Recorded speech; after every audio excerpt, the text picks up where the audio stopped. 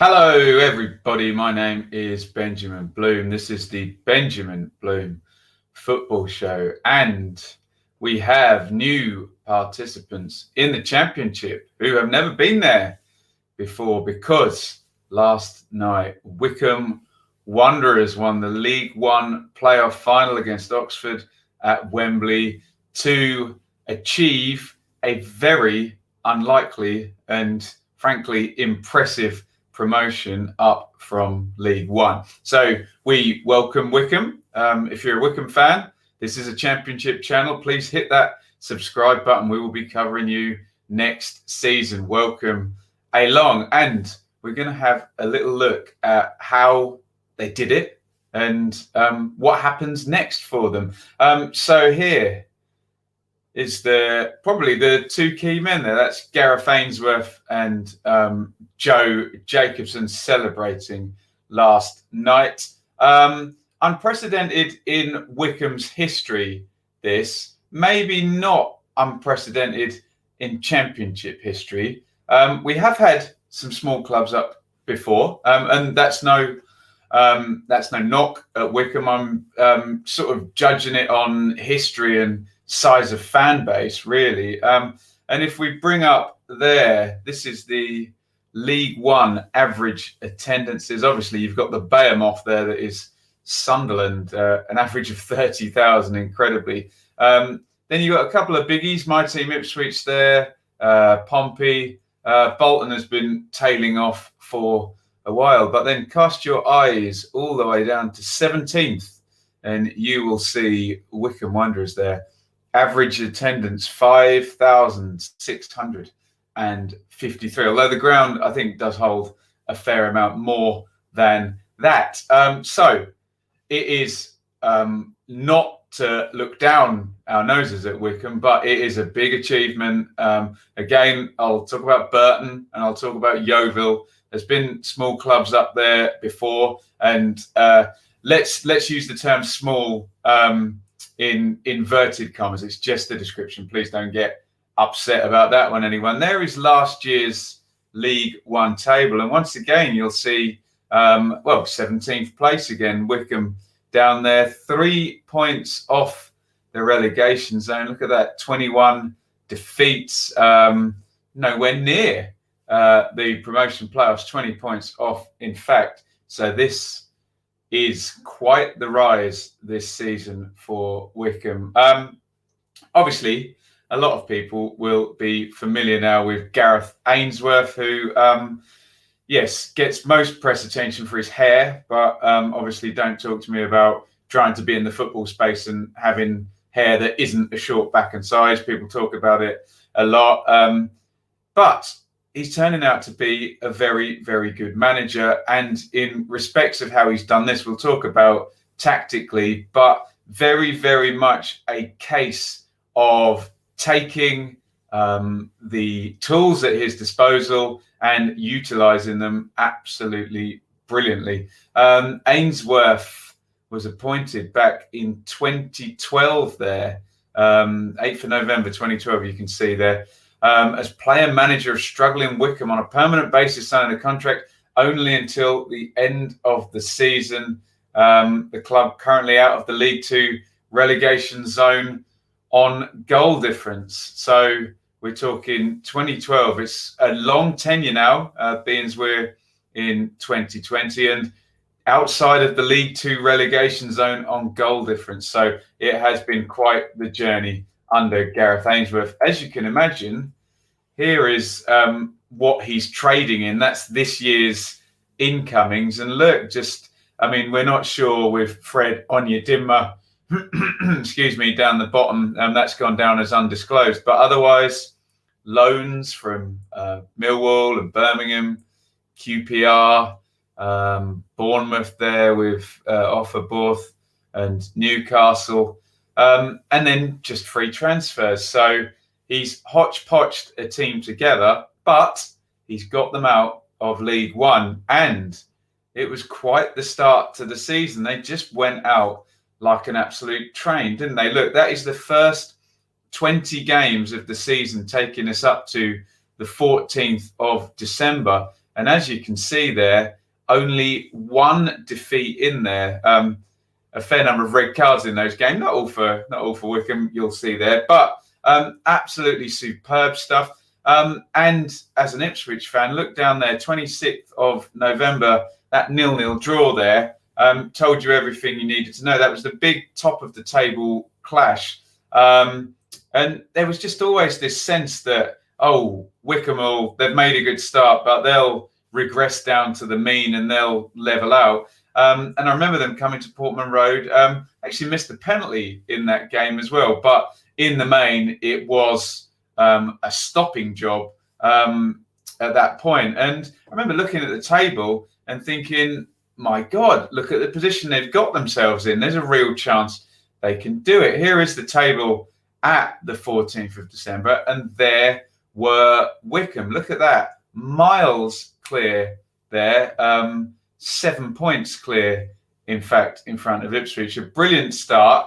I always look at 2 points per game as championship form, and they're way out there, 3 points ahead of 2 points per game. So at that point as well, if you look down at the edge of the playoffs and Rotherham there, look at Rotherham and Coventry, by the way, who are going to end up getting the top two. A huge gap of 12 points in there. So when we talk about the COVID goings on, you can see that Wycombe were up there and it was a real sprint out of the blocks. However, a not very good run there. This happened to pretty much, other than Coventry, every team at the top of League One at some point had just a horrible run. I don't know if that's just the nature of the football and the nature of the division, that it's such a slog that maybe it's not possible to go through without one. But there you can see there, maybe difficult games, I guess. Look, Oxford, Pompey, Coventry, Ipswich, Sunderland, all teams that ended, well, Ipswich didn't, but at that point were certainly in the probably in the top two at that point. But yeah, really bad run, which kind of backed them up. And then at that point, as I say, is when Coventry and Rotherham flew through to the top of the table. But they're going to pick back up. And even though the results are spotty coming into lockdown there with lots of defeats, there is still lots of wins. Look, no draws whatsoever, which is very Warnock, isn't it? Kind of all or nothing. We'll try and stop you, but if there's any chance of a win, we're going to gamble on it and we are going to do it. Look there, 1, 2, 3, 4, 5 wins in there. 1, 2, 3, 4, 5 defeats. So 5 wins and 5 defeats over the last 10 games, 1.5 points per game, enough to get Wycombe into a position that when these votes were happening, they were in the right place at the right time, let's just say. In February, some investment came in. American businessman Rob Coig has completed his takeover of Wycombe, buying a 75% stake from the Wanderers Trust. You can see there if you read down there, Cohen's company, Feliciana EFL Limited, became the majority shareholders, will invest 2.2 million into settled debts, make an additional 1 million available, and funding the lease of the ground for 15 years at £150,000 a year. So you can see good things were happening on and off the pitch. However, COVID hits, and there you see Wycombe, 8th position. And again, if I throw up the results, look right at the bottom of the screen there, the key thing there, Wycombe versus Bury. They were due to play Bury. Obviously, Bury defaulted, not able to fulfill any fixtures this season. So they're left there on the joint fewest amount of games there, with Coventry at the top and Doncaster as well on 34. Most importantly, though, looking down from Oxford in third, 60, 60, 60, 59, 59, 59. Very, very tight, and with a game in hand minimum on everyone, 2 games in hand on Sunderland. So when the vote happened, you can see there, 9th of June, League One and League Two season's been ended early. Points per game. What happens? Up go Wycombe there, 1.73, just that point 0.02 points per game on all of Oxford, Pompey, Fleetwood there, 0.4 on Peterborough, and Wycombe make the jump into the playoffs. Now, we've talked about this to death. Some people are not happy with it. Some people are okay with it. My view on the vote and which way clubs voted is that, firstly, the league wasn't going to continue. There wasn't enough money unless some angel investor threw money at every club. They couldn't finish. That was the situation. If they couldn't finish, then points per game probably was the best way, and then go into the playoffs. It's not ideal. And yes, Wycombe were in the right place at the right time. But it is what it is, and no one expects a worldwide global pandemic. And if anyone can suggest a better way they could have done it, then please do put it in the comments. But as I say, I'm throwing my hands up and say it is what it is. I've got no issue really with it. I think where some people had a problem was teams voting to stop who would benefit from it. And then obviously someone like Wycombe could vote to stop and then obviously would be continuing in the playoffs. But what you're going to do is turkeys voting for Christmas. You're going to vote against your club being put straight into a playoff position, or are you going to play 8 games where there's every chance that someone else could take the playoff position? So look, that debate will rumble and rumble. I think now we just have to look and congratulate Wycombe. But yes, maybe they were in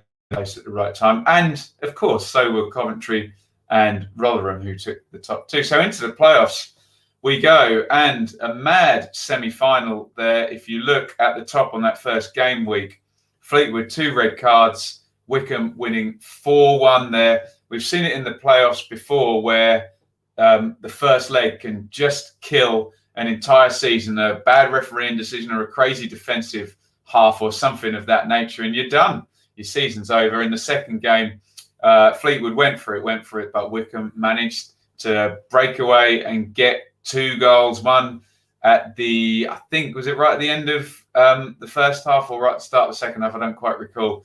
And then one deep in stoppage time to set up a playoff final, Wycombe versus Oxford yesterday, and a little clash of styles. Again, we'll talk about Wycombe's style and Oxford, top of the passing metrics and all that jargon. Wycombe at the bottom. Again, I pass no judgment. May the best team win is what all I say. And Wycombe did it last night. There is Anthony Stewart from a Joe Jacobson corner, which we've seen many times this season. There you go, heading in the opener there. Bit of a lucky goal for Oxford. You can see Mark Sykes there. I guess that's Matty Taylor in the bottom there. That's going to fly over the keeper and into the net. So you can see it's a not very good cross. So he gets very lucky for 1-1. However, a ball into the channel, a simple direct pass, but maybe at League One level, that'll do you. There's the very quick Fred Onyedinma and the less quick Eastwood in goal, and he clatters him for the penalty. And that main guy, that 35-year-old fullback, you can just see the ball nestling in the back of the net there. Joe Jacobson sticks the penalty in, and there they are with the trophy. Wycombe Wanderers up to the championship. We mentioned the tactics a couple of times. Very much a case of, again, this is a small club by League One standards, let alone by championship standards. So Ainsworth made them hard to beat. They were happy to go from back to front. Everybody knows about Akinfenwa, the huge 38-year-old. Pacey players running the channels, set plays, hard to beat. That's the tactics. Again, I have no issue with it. I'm a fan of tactical diversity. And if people want to be snotty about those tactics, then why are they up? Why can't teams beat them? The Who Scored projection of the most used team there. You'll see a kind of 4-3-3. Wheeler, obviously, and Onyedinma, the pacey wide players. Akinfenwa maybe not starting all of those games. I think often it was Samuel, wasn't it, up the top there. but in terms of minutes most used. But I think what people will realise is Jacobson, obviously 35, I think. Charles, 32 at the back there. Bloomfield, 36. Akinfenwa, 38. This is a cheap and ageing team. And we thought they'd run out of stamina, but they did not. And I suppose their accusations being levelled at Leeds at the moment. Oh, nice 3-month break. Well, I'm sure the same things will be said to Wycombe with the aging nature of the first team. Maybe that break and that intense period. But everybody else had the same break, didn't they? Fleetwood did. Oxford did. Just in terms of highlighting the style, and again, I do not look down my nose at any of this. There is the possession table, and this is, again, not a judgment, just an indication of style. Look at the bottom there.